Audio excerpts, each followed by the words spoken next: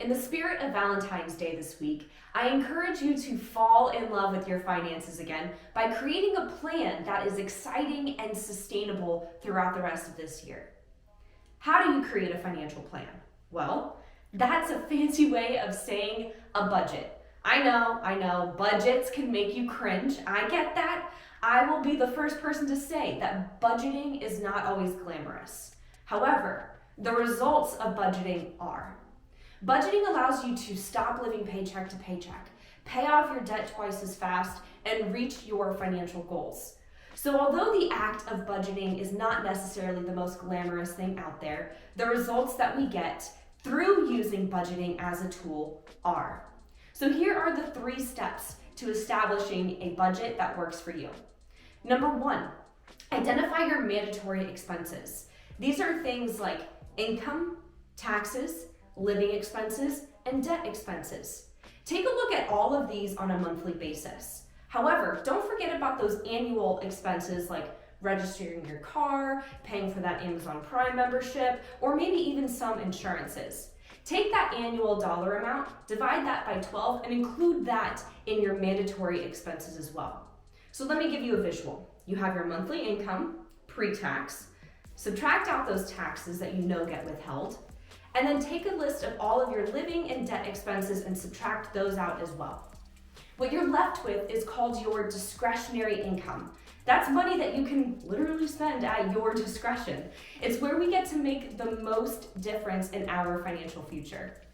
This is a portion of the budget where I like to say is a monetary reflection of our priorities. What we do with our discretionary income is what allows us to make the most of our finances moving forward. So step 1, mandatories. Step 2, extras. Now that you've identified your discretionary or leftover income each month, make a list of all those extraneous expenses and savings you have. Things like savings goals, investing goals, maybe the ability to put a little bit of extra money towards paying off your debt. However, don't forget about those subscriptions that you signed up for the free trial and you forgot about them too. Things like Hulu, Netflix, all that fun stuff. Then I want you to prioritize these extras in order of highest to least priority. This allows you to make sure that you are allocating your funds towards those that are most important to you first. Then you make sure all the dollar amounts are allocated until you have nothing left over. Once you've identified your mandatories and your extras, the last thing you want to do is work smarter, not harder. Automate your budget as much as you possibly can. Take a look at those mandatory expenses again and see what you can put on auto pay. They're done. Then I want you to take a look at your extras and see what you can put on auto pay.